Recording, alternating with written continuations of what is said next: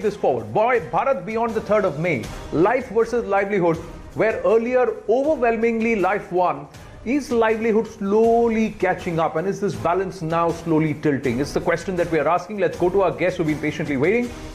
Rajiv Pratap Rudy, BJP MP with us and national spokesperson of the BJP also with us. Vijay Shankar Pandey, who's the former GOI secretary with us. Dr. Niranjan Hiranandani, President NAREDCO and ASSOCHAM is also with us. And we also have Shankar Iyer, economist, with us. Shankar Iyer, good to have you join us from Toronto. Hope everything is all right at your end. I'm going to start with you and then go across to Dr. Hiranandani and Vijay Shankar Pandey and Rajiv Rudy. Shankar Iyer, let me ask you this. How is Canada dealing with it? How is neighboring America dealing with it? And compared to that, is India doing better? And this challenge between life and livelihood, is there any way to balance this? Well, as soon as we know the pandemic was declared, it was always known that there was going to be a tension between life and livelihood. The difference between what's happening in north of America, across the Atlantic, and what's happening in India is that India is still yet to sort of is behind on the curve of the infection, transmission, and safety zone. So while we are doing well, I wouldn't declare victory because that might send the wrong signals to people. And already the fear always is that people might give up on the social distancing that has helped India till now.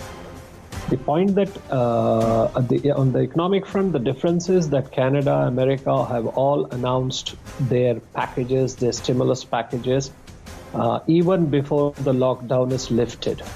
To me, it is a bit mystifying why the Indian stimulus package has not yet come out of the Ministry of Finance. One wonders whether there are logical reasons or astrological reasons for this. Even the liquidity facility that has been opened up for the mutual fund, I wonder what was the need for a cap of 50,000 on it. All that the RBI is doing is buying investment grade paper from mutual funds and keeping a liquidity tap on. Total collections in mutual funds is 24 lakh crores. 50,000 crores is not a big amount, it's not a small amount, but I understand maybe there is a need to message that you made 50,000 crore available. The point that is critical to India's life and livelihood story is how do you deal with those people who have had no livelihood for the last 1 month and more? And how will you deal with them when you still open up the economy? The economy is not going to open up in one flat stretch. So there are these questions that are hovering here. Canada and US have announced and transferred payments to people. Canada is paid $2,000 per month to people who have lost their jobs or who haven't been able to go to work or find a job. In the US, 175 million people are getting money. It is true that in India also we've had a transfer. The transfer to women is a splendid idea. The insurance for health workers is a splendid idea. But I cannot understand why the RBI or the Ministry of Finance is dragging its feet on the need for operating capital credit for small and medium enterprises, which employ the largest number of people in the economy and who are really hurting. True. Shankar Iyer, I was speaking to somebody in the US who's heading a big company, and this is what they're saying. And let me take this across to Rajiv Pratap Rudy first and then bring it down, since you said that whether what the government is doing, and there was a question in terms of is there thought there at all. This is what is happening in the US right now. In the US, there is a huge group which is below 40 who are saying we are willing to risk it, Rajiv Pratap Rudy. It's a 95 million strong workforce. They are saying our fatality is lower, we will risk infection, but we have to go back to work. Why? Because they are saying there's a huge number which is having to sign up for unemployment. The government there, if you register yourself as unemployed, the government gives you a subsidy for 4 months and unemployment benefits, but all your health benefits are reduced. That's what happens if you file for unemployment. Now, in one company itself, I'm saying there are 92% of the company staff which is going to be sent on furlough, and only about 80% is going to be retained. Now, this is a reality which is there in America, and we know it is a reality which is staring us here in India too. Well, we also have a very young workforce. I at this point of time, I really don't feel the need to compare what we are doing here with what US is doing. And that is a very developed nation. They have huge coffers and so forth and so on. My concern today is, the country with the population, as you are aware, under the lockdown, 1.7 billion people across the world were under the lockdown, out of which 1.3 billion people are in India. It's just 0.4 billion people. It was not Australia, it was not Germany, it was not US, partially yes and partially no, it was not Germany. India, which had a $3 trillion economy, came to an abrupt halt. 40 days of no work, entire chain disrupted. The choice was with the state governments and the central government, keep activity on, be ready to lose lives, or stop it, control it, come out gradually. And I think this is a major challenge. One, to fight and get out of the COVID, be successful, and B, to nudge back the economy. Now, this, I am not an economist, but I know the challenges which we are facing across. And at this point of time, it would be unfair to compare the situation in India and the Indian economy as compared to the United States of America, because that does not make much sense at this point of time. If you look at the travel and hospitality industry, which has 1.65 lakh crores of business, has more than 4 crore employees, 30 to 40 million employees we have lost job. The revenue loss is 50,000 crore. Aviation industry, tourism, retail, restaurant, real estate, and so forth and so on. It's not that it's Rajiv Pratap Rudy who knows about this. There are many people in the government, outside the government, fully aware of it. Now, given a choice, what is your choice? Right. There is a pressure from the society that, and everyone politically is agreeing that we have to protect lives first. That would disrupt the chain of the economy, which has already been disrupted. The second is, there are people who are saying, accusing us that not much an economy. It's a catch-22 situation, and any government of the day, you have to decide your priority. We know that we cannot outright the states which did not report of coronavirus. Bihar was so secure. Now Bihar has started reporting a rapid state of corona, which is coming in because migrant labor is coming back, so forth and so on. Think of a situation when there's 40 lakhs or 30 lakhs migrant laborers from Bihar and UP have come back. How do you restore that chain of work, of the work or the workmen in these factories, which are MSMEs? 65 to 70% of the economy is dependent, the GDP is on services and manufacturing. Only 17% to 16 to 70% is agriculture. Correct. So just try to understand what are the challenges being faced by the government today. And me as a simple political representative, I'm clueless. I cannot comment on it. And if anyone can tell us the final date of COVID ending, then we can plan it out. No one is on the channel. Or frankly, Rudy ji, that's the final date. Rudy ji, with all respect, sir, we are all here. See, we are all in this boat together. Let us accept this. We are all in this boat together. There are some people who have got the responsibility to point out the concern areas. There are others who have the responsibility to act on these concern areas. That is how it is. My point is, and I agree with you, till the time we have a cure for COVID-19, there is no expiry date for COVID. Even after we find a cure, there is no expiry date for COVID-19 unless we as a country, we have at least 70 crore of this population being infected and we get herd immunity where 50 plus or 60% of the population is infected. Dr. Hiranandani, I'm just coming to you, and then Vijay Shankar Pandey, and then we'll circle back to all our panelists once again. Dr. Hiranandani, I've just got some of the numbers which our research team has pulled out. Travel and tourism, 9 million jobs in the sector are at risk. Sector accounts to 12.75% of employment and 5.6% of direct and indirect. Okay, 87 million people employed in the tourism industry in 2018-2019. Hospitality and restaurants, again, job loss for about 38 million people. 7.2 of them are directly employed even under the NRAI. I know these numbers because the NRAI was there, representation was there the other day. Civil aviation, 3 million jobs. Again, $3.6 billion loss for civil aviation industry, trade and exports, MSMEs, hospitals, medical care. There are only a few sectors which are doing well. The rest are all suffering. In this case, and I'm asking you this, is there an argument which will slowly build 40 days, 50 days into the lockdown, which will say that the larger number of, the least fatality is among the larger workforce?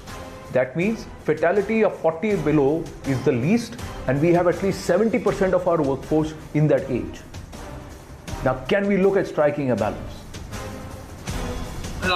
I am fully with you on that. The first and foremost issue that we have to talk about is the fact that what should be the stimulus package? Do we emulate America? Can we emulate America? Can we emulate US, Japan, or any of the foreign countries? My answer is no. We cannot compare ourselves with that country. So what do we say? Whom do we talk to? The person who has given us a very good figure and indication is Niti Aayog. I was on a panel with Niti Aayog just the other day, and they have made it very clear that we need 10 lakh crores to be the stimulus package. Now, whether it's compared with the United States, or it is to do with developing India, or it is a percentage of the GDP, I'm not the topmost expert in the country. However, in ASSOCHAM, as our indications were that this should be about 14 lakh crores, and FICCI has given 16 lakh crores. Now I'm going on the conservative side that at least a 10 lakh crore fiscal stimulus package is needed. I could be wrong, I could be right, but up till now, what has been done is only 0.7 lakh crores. Now, I do believe that irrespective of what we may say, the stimulus package needed, what Mr. Iyer has said correctly, is that it is quite an under-giving which has happened today, though it has been given to the right segment. I fully agree that the lowest segment of society should be given first. The second suggestion that I have got, a very strong suggestion, is what you have said just now. We need to bifurcate the population, working population, amongst the young people and the old people. And I think the young people definitely, I run a hospital and we have seen the results over there. There have been fatalities amongst the young people only with comorbidity and not otherwise. So I think we need to segregate the second part of it and be able to start it. The third part of it is the way the Reserve Bank has given credit availability into the market is not correct. We have got 7 lakh crores of rupees in reverse return by the banks. Instead of giving it into the market, it's gone into reverse back to the Reserve Bank of India. Now, 7 lakh crores, if it was given into the marketplace, instead of going back in reverse repo, lending over there, I think we need to do something. I don't say how it should be done and whom should be given, but it needs to go into the marketplace, whether in tourism, whether in travel, whether in real estate, whether in manufacturing, whether in exports, but it needs to really go there. And the last part, which is the most important point according to me, and may I take a few minutes, a minute more on that. The government owes people in refund of IT, refund of VAT and GST, payments which they have to do in terms of NHAI, payments for fertilizer subsidies, payments to state governments. These amount to 2,20,000 crores. They are not even a part of the stimulus package. It's a part of the commitment of the central government or the PSUs of the central government to make payment. If we had even this 2,20,000 crores of rupees of stimulus, I call it stimulus, though it's actually overdue payments by the government can be done, and this needs to be coming up immediately.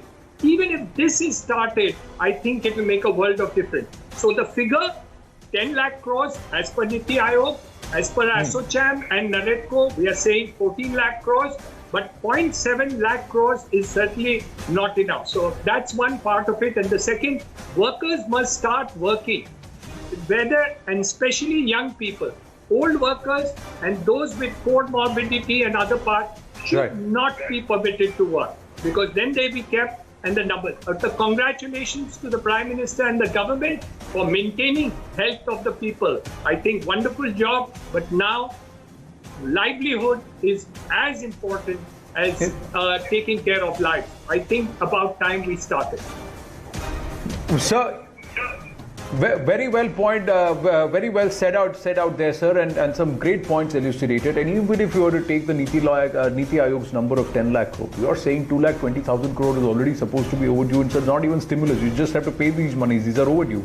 You pay this money, and out of the reverse repo, the banks which are giving it back to the RBI 7 lakh crore, even about 2 or 3 lakh crore, you're halfway through the 10 lakh crore figure put out by the Niti Aayog itself. I'm just saying, is the government holding its purses and not loosening its purses because it wants to wait? Because it feels this is not the right time to put money into the market. We have to wait for some more time. I don't know. I'm no expert in this. I'm just putting it out there as a thought. As I go to Vijay Shankar Pandey, thank you for your patience, and then Mr. Rudy and Shankar are coming back to you. Just putting out some numbers. Compared to the 30th of March, again, the research team has just sent this out. 30th March 2020, 25th April 2020. The percentages of truck moving food and pharma was 46% on the 30th of March. On the 25th of April, it's 76%. Percentage of rakes moved was 67%. It's up to 76%. Traffic handled by ports, 70%. Now it is up to 87%. Traffic handled by ports. Operational major mandis, 61% on the 30th of March. And on the 25th of April, it is up to 79%. So clearly, some things have already started moving. Some things have already started happening. Now look at it. 109 time-tabled parcel trains over 58 routes started by Indian Railways. 400 rakes moving day and night carrying food grains and other essential items. Greater than 2.5 lakh meals served every day by IRCTC across the 4 railway zones. 392 Lifeline Udan flights carrying 700 plus metric tons of essential cargo operated till date. 100 plus metric tons of medicine and medical equipment and 1 lakh food packets delivered every day by India Post. And payments and DBT worth 730 crore made to 34 lakh pensions per people by India Post. Now these are numbers. So clearly something is happening behind the scenes that we are not seeing people out on the streets, and we are still seeing some amount of exchange, and still shops and essential supplies are still available across the country. But Vijay Shankar Pandey, coming back to this argument, going forward, do you believe this is the best way to go? That the workforce which is able, the workforce which has a natural ability to resist COVID-19 should be allowed to work? We take care of those with comorbidities and those who are more vulnerable and shield them. Also. Sorry. And as you know, that rural areas are absolutely open. So all the agriculture operations are there, marketing is there, all the shops have been opened. So lots of things are happening. Now the question is how to go about the opening up of the economy per se. Now, you know, if you look at it, there are two parts of it. One is the virus part. You know, the impact of coronavirus, I have no hesitation in saying that, and experts may differ, that it doesn't have that kind of impact on our population for reasons best known to the experts. I'm not aware of that. But it's not impacting the country as it is impacting the other Western countries. So one fact is very clear. Second, I've been finding out from people across the various states about the condition of our patients in the hospitals. You know, you'll be very happy to know that the patients who are admitted to hospitals, very few of them are in critical condition and are requiring the use of ventilators. So it means that the virus is, even if it is affecting people and people are getting hospitalized, they are not in serious condition.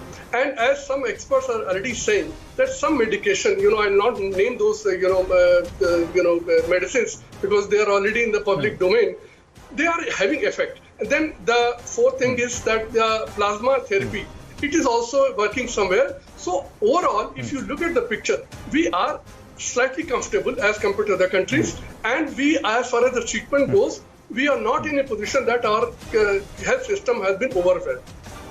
Now let's come to the economic part. 56% of our people are already self-employed. So, the moment you open, they are not bothered about what has happened to the economy earlier than. They will start their operation and people are very, very eager.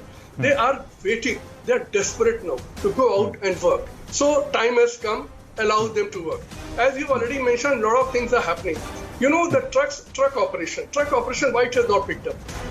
What I've learned that, the drivers are so scared because of the fear factor. So even when they are being asked that there is no hesitation, no restriction, they're not coming out. So I will request one thing. The fear factor has to be undone somehow or the other. We have, for, the benefit of the people, we created that fear factor. It was right to some extent, to large extent, but time has come. Let's remember one thing. We have dealt with very contagious diseases in our country in the past also, and we have overcome them. I was talking I'll quote this. I'm talking to a doctor who has handled TB patients throughout his life. It's a very contagious disease, but he mentioned to me very clearly he has never used mask ever treating any of his patients. It's the mindset. Mindset is that don't be scared. It may catch you, but it's not fatal. As I mentioned to you, the condition in our country is good as far as coronavirus is concerned. Some kind of medicines, other things are working. Our population, which is below 50, I'll say, is not getting affected much. People who have died, to large extent, are those who suffered from other ailments. It became an add-on on their, the condition. So, in a nutshell, the time has come. We should start opening the economy because people are getting restless. Now, time has come. Allow them to work.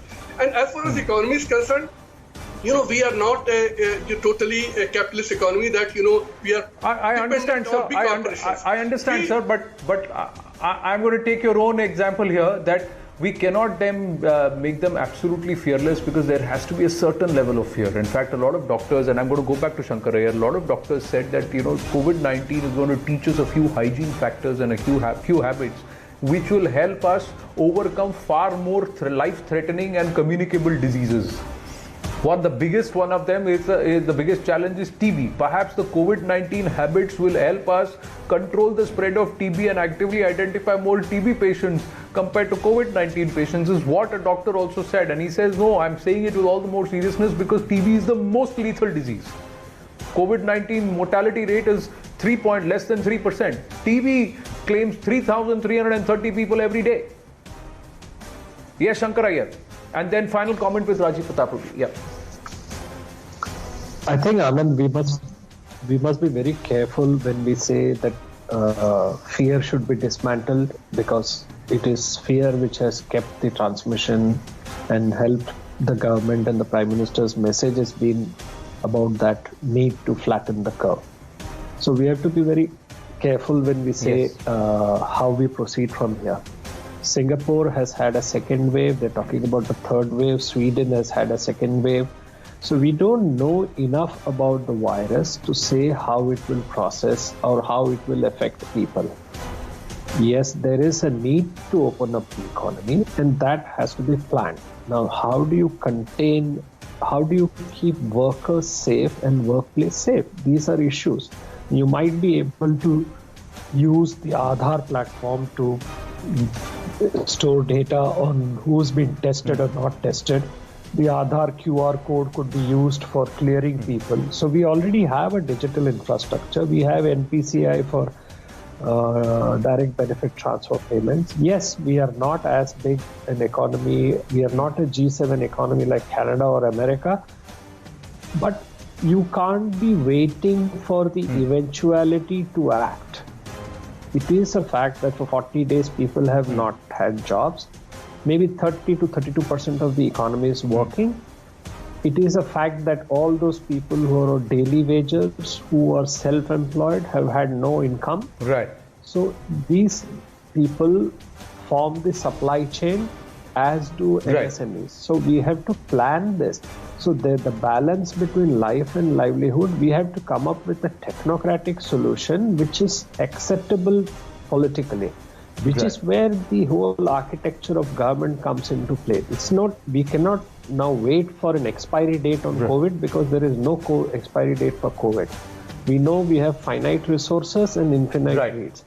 Finally, I would say this, that we must remember that just like the virus makes people with comorbidity more vulnerable, India's economy has simply moved from slowdown to lockdown. So we have comorbidity and we have to think about that. These 2 lakh crores that Hiranandani spoke about, the overdue income tax refunds, all these are issues that need to be addressed. And this is an opportunity for India to recast its government.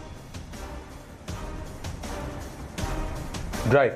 Let's hope it does. Let's hope it happens. I'm sorry, I have paucity of time. So, Mr. Rudy, we will take this conversation forward because we are going to discuss this at length on a day-to-day basis. Dr. Hiranandani, always wonderful having you, and you just brilliantly encapsulated the entire piece. We should actually put that out as a suggestion and think this is how we can approach. Shankar Iyer, good to have you with us, and we need to take this forward, this conversation forward. So I look forward to you also joining us on the right stand. And Vijay Shankar Pandey, thank you very much. Yes, I agree with the overall sentiment that there has to be a balance that needs to be struck, and it's a tightrope walk. It's a very, very tough walk for the Prime Minister and the entire team, which has got the responsibility on our behalf to do it. Everybody is thinking on the same lines. Let's hope we can crack this together. We need to do it. Thank you very much. We're going to take a very, very short break. When we come back, it's the voice which binds you. मोह मोह के धागे से लेकर so many more hits, but we are also going to get a little bit of the traditional local flavor. This is a shout out to the Northeast, a talent they cherish, a talent India cherishes. With me on the other side, after the short break, on the right note, Papa on.